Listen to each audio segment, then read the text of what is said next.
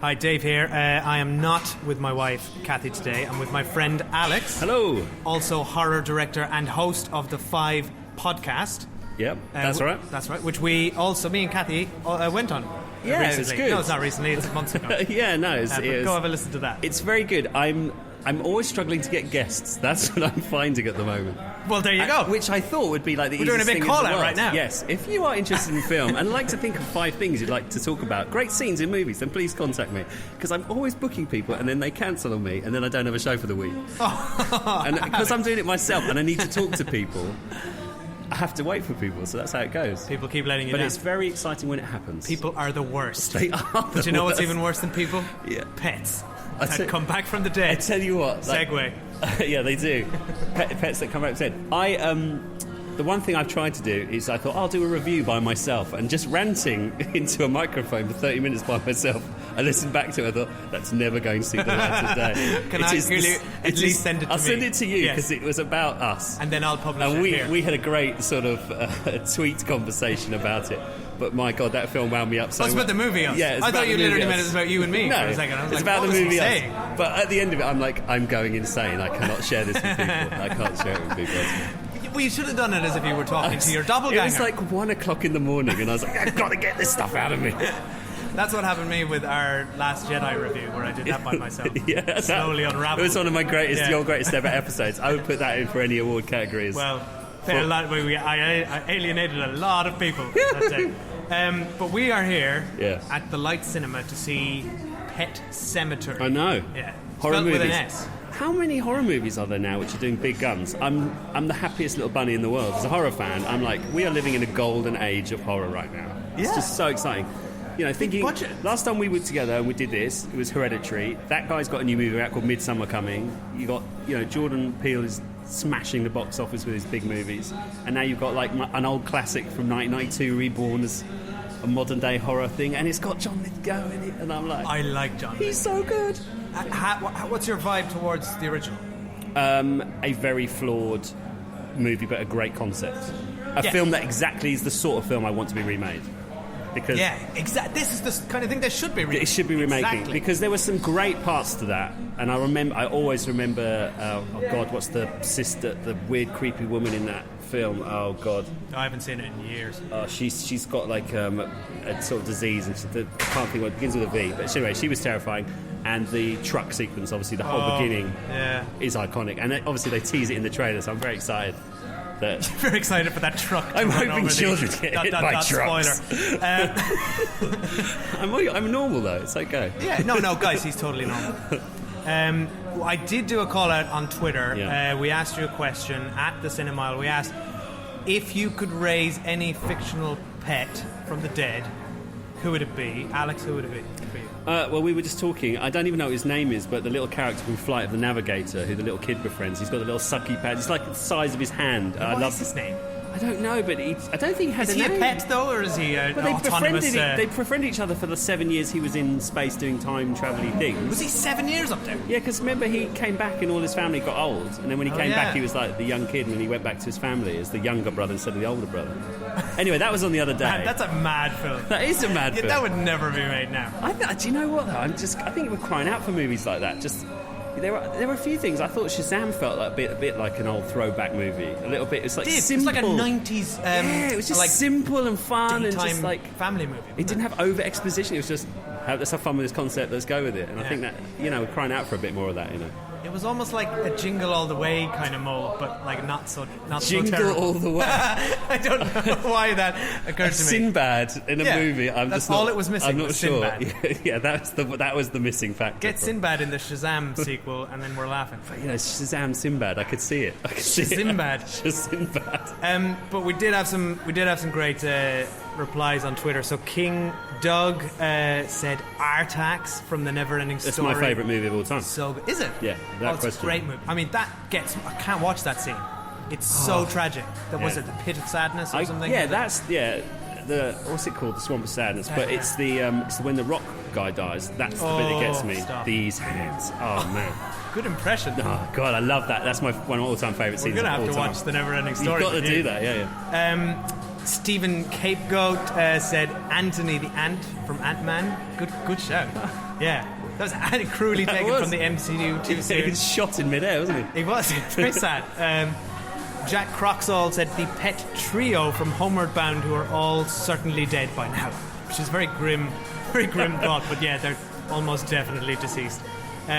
Keith Leon had a triple bill. Santa's Little Helper, Alf, and Beethoven.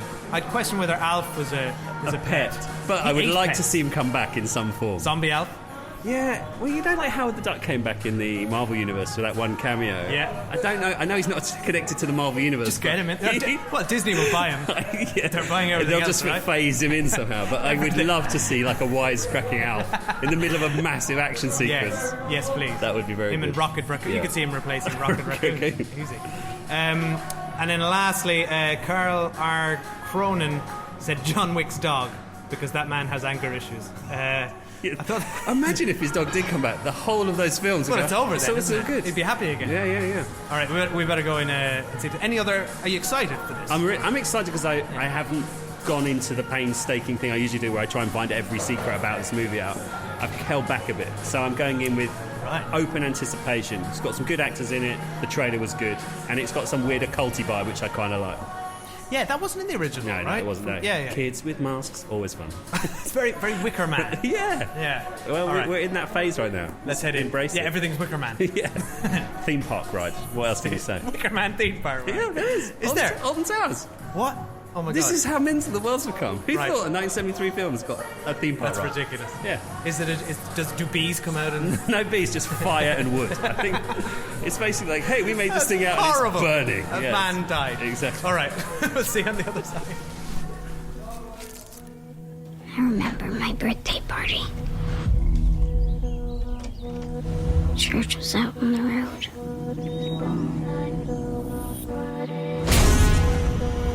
And everything went black. It's okay now. Are you back? Back from where?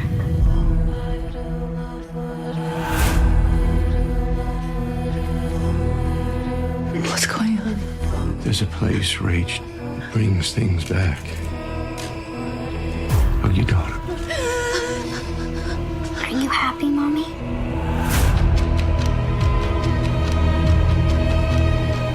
I should never have shown you that place. But you did. If you cheat death, there's a price to be paid. I needed more time with her. Sometimes dead is better.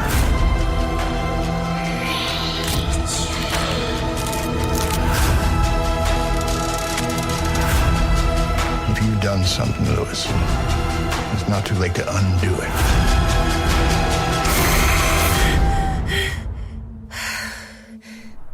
Right, we're just out of Pet Sematary. Al, yes. What do you think of that? Oh, no spoilers yet, no, of course. it's a hard one not to spoil because we'll get there a few quick. changes to the original, but Which are in the trailer, actually. Yeah. There were some really quite harrowing sequences in it, and as I watched the last one when I was about 16, and now I have kids. It's quite a different film watching it with kids. I'm glad you said there was that. some tough stuff. And he doesn't. By the way, he doesn't mean watching it with kids. We didn't bring our kids. I didn't bring. He doesn't mean my watching it from the 9-year-old to this. perspective of people who have kids. Yeah, it and really it's interesting puts a spin because on it, yeah. I was thinking you have a 9-year-old daughter.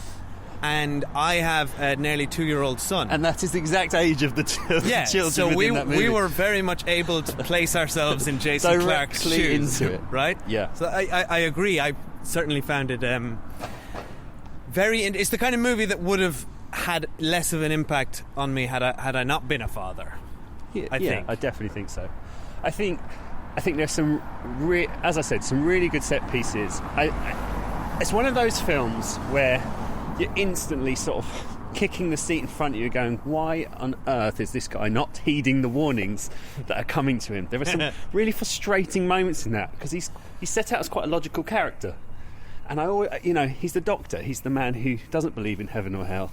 And yet, throughout the film, he's warned time and time again what's going to happen. And it's just like, come on, my friend. But I mean, like, specifics aside, how did you feel about the film as a whole? I thought it moved on. It was good pace. I thought the performances were really good. I think the kids specifically, they were asked to do a lot in that film. I think they delivered a great deal. I myself have tried directing kids in horror movies. I'm currently doing that right now, and I know how absolutely hard it is. And I think the kids they got were great. And they were particularly the. Oh God, I can't say anything. Yeah, it's really hard. It's a very hard one not to spoil. And I felt there were moments in it of genuine affecting emotion. You know, you obviously know the rough concept of the film, that things come back from the dead and how they deal with those sort of things. I thought they were really well dealt with in times, but overall I found it quite a frustrating film because I think, you know, one of Stephen King, I think it's his favourite story he's written. I think I heard that. Is it? It's because it's quite personal. I think he wrote it about his sister. There were parts of true story and elements in there, I think. Okay. And I did feel like after the success of It, I thought they were obviously going to go back to all his hits, and I felt like it was a missed opportunity. Did you spot the It Easter egg? Yeah. Well, obviously so many films are done in Derry. Yeah. That's always the way with him. And he loves Maine, doesn't he? Yeah, well, the original film was to get the film made, he said it had to be shot in Maine. So yeah, and he wrote it, right? He wrote the 1989 movie or whenever it was made. Yeah, he did the screenplay, and it had to be written in Maine. You know, he's very precious about this story because I do think he feels it's one close to his heart.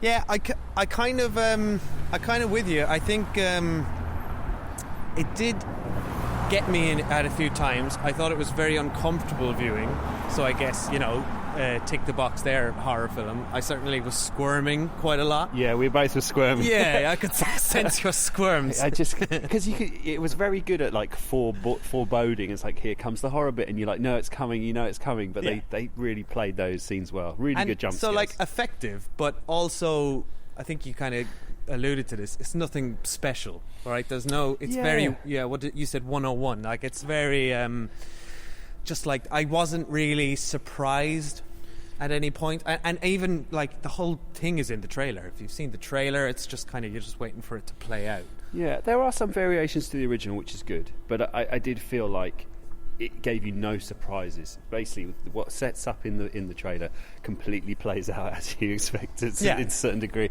and I think that's kind of frustrating because I do think there are some really interesting themes they sort of touch on, but never dug down into. Yes. Okay, and I think that's a great transition to spoiler, and let's pick right up on themes in a second after we've shouted out some of our brand new Patreon members. Well, they deserve a shout out. They do, because they're literally paying for it. And so big thank you to everyone who has subscribed to the Cinemile High Club, our new bonus podcast over on Patreon.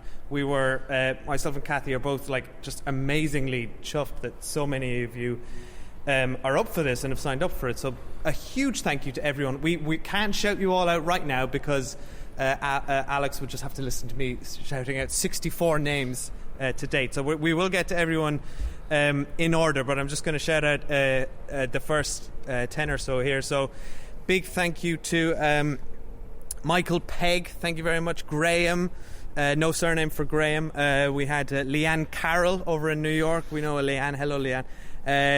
Carl O'Halloran, Thomas Huxley, Sam Clements from the Picture House podcast, Rosie Reeves, Donica O'Brien, one of Kathy's old friends, Jack Navin, Steve Potter, and...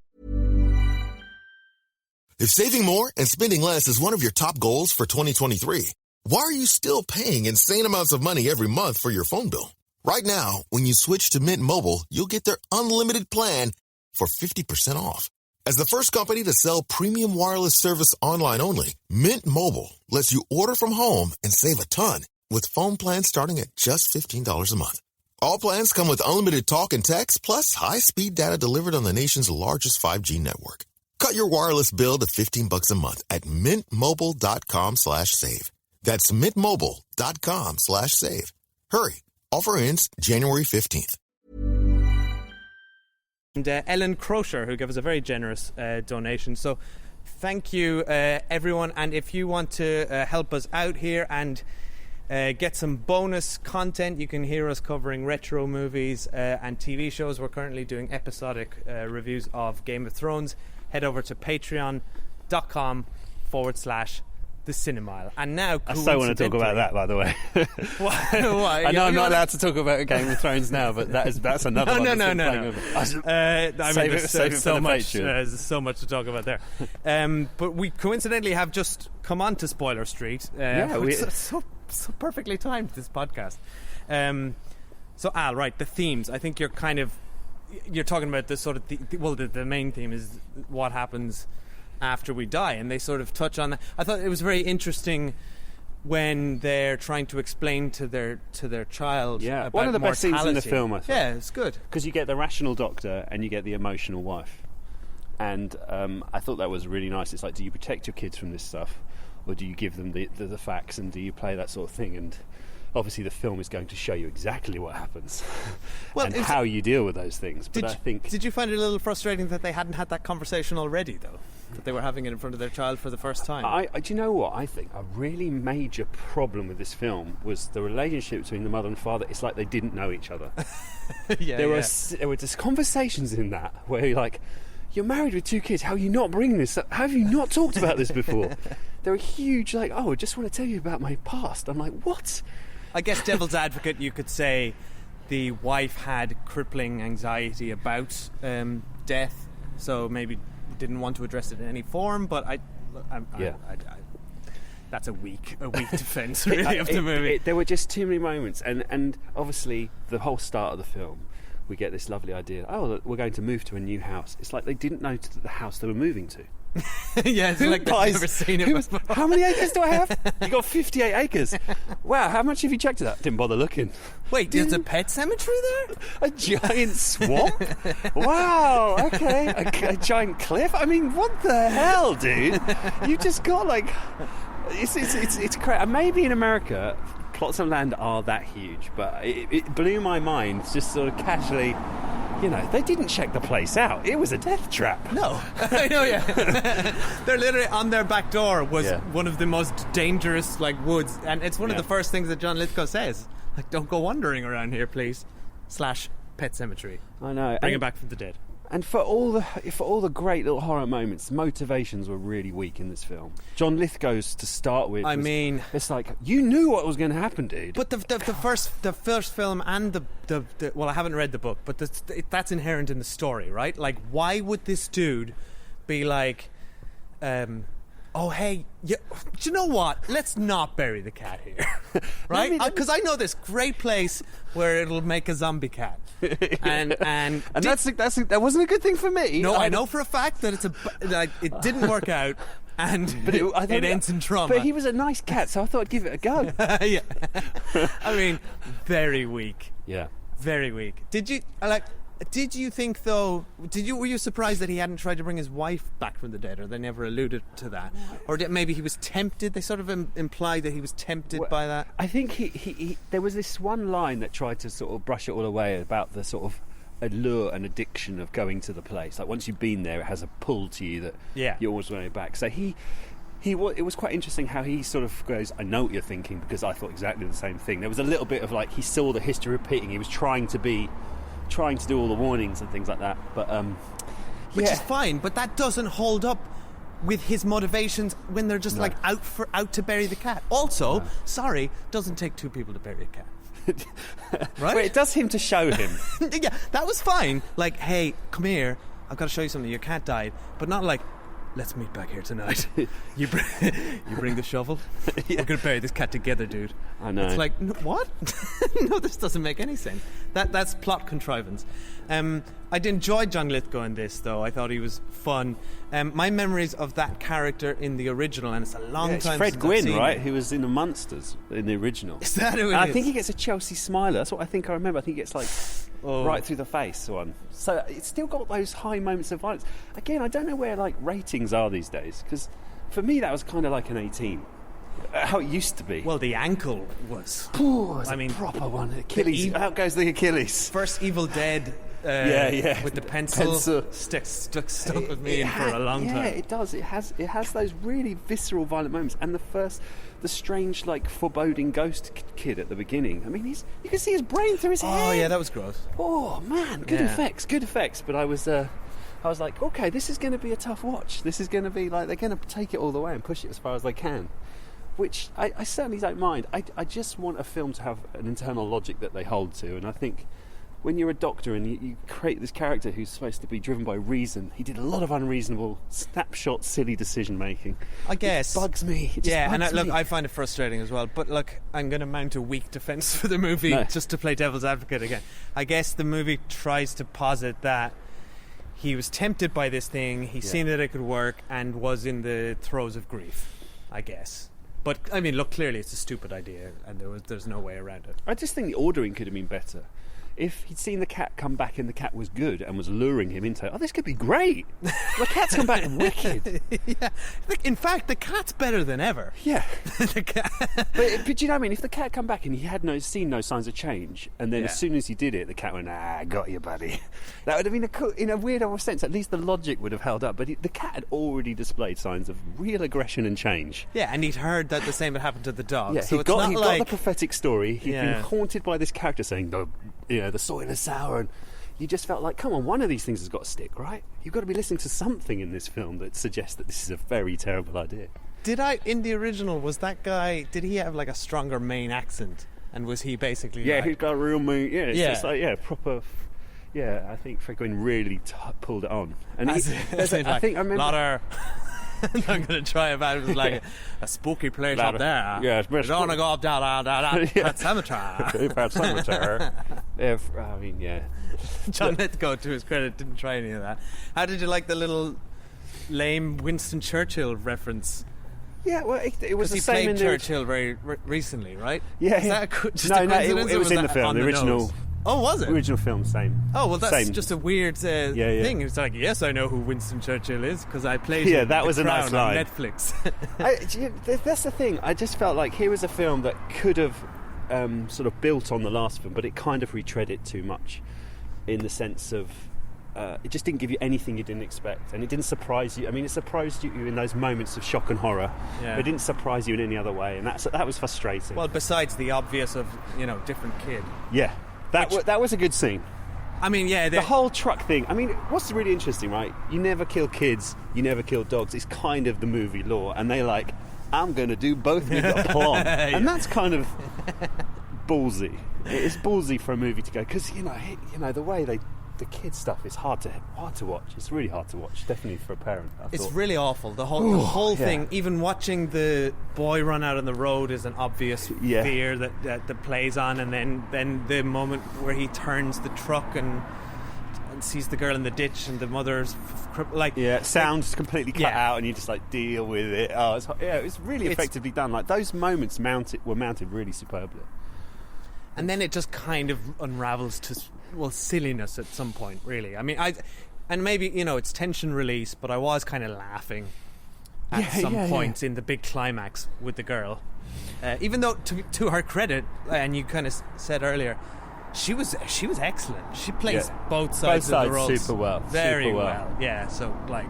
Yeah, I guess good work. The other frustration I had was, obviously, the trailer had the little kids with all the masks on, and they didn't really explore that much, and there was this presence in the woods, and I really wanted to know what that was. That was the thing that was like so intriguing. Yeah. As soon as there's one shot in the film which really that was well done though, because you didn't get a good glimpse. No, and it was almost like, is that a tree? I pulled forward. I mean, I just leant forward and said, "Can I get a better look at this thing?" Because it was, how big is this thing? The scale and everything was off, and I was like, "This is really exciting. I can't wait to find out what that is." I think that's better though. But isn't that more interesting if you're like, it's kind of tantalizing and you don't know, and it's elusive, and that's what's so good about the supernatural, right? Because if we get a whole other exposition scene where his name was Gorgonza, he was 493 We're getting our Hail AD. Payman moment, aren't we? Yeah, exactly. We're getting our Hail Payman. You're hailing Payman. He's the guy who did this, isn't it? I think it's more interesting if it's just glimpses. It's the Blair Witch, isn't it? If you see her, she's less interesting. But I just felt like the role of that character was just pulled back, and I wanted to see he was the puppet master doing this stuff, because he sort of set up that idea, but then it didn't really deliver that idea. I guess they could have landed it a little better. I mean, to be fair, it was largely inconsequential, really, wasn't it? It's just padding. Was that even in the original? I don't know. I can't remember it. I mean, it could be. It's a while since I saw it, but I didn't get. I got the sense that they had this like bigger idea that was never quite fulfilled. For me, that's the sort of horror I really dig, like the supernatural edge of supernatural stuff and that sort of fantasy horror stuff. And it was, I really wanted to see a bit more of that, if I was honest. But as a Friday night movie, this could be fun with your mates, because I think you can kind of laugh it off. Not a good date movie. Terrible date movie. No. It's like, well, there were 4 other people in the cinema. They looked like they might have been on dates.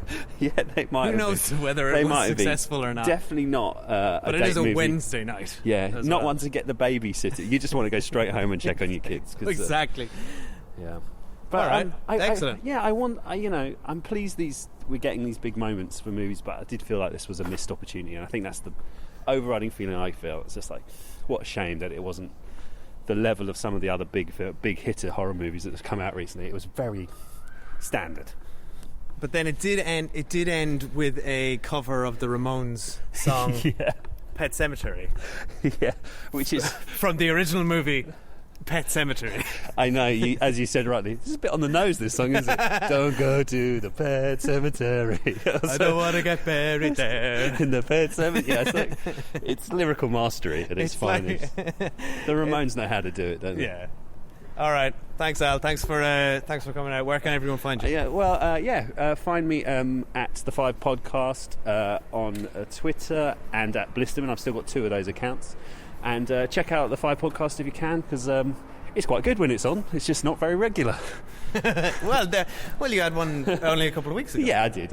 Yeah. But I wanted to try and get it like weekly or bi-weekly, and it's not quite working out that way at the moment. But hey, I'm trying.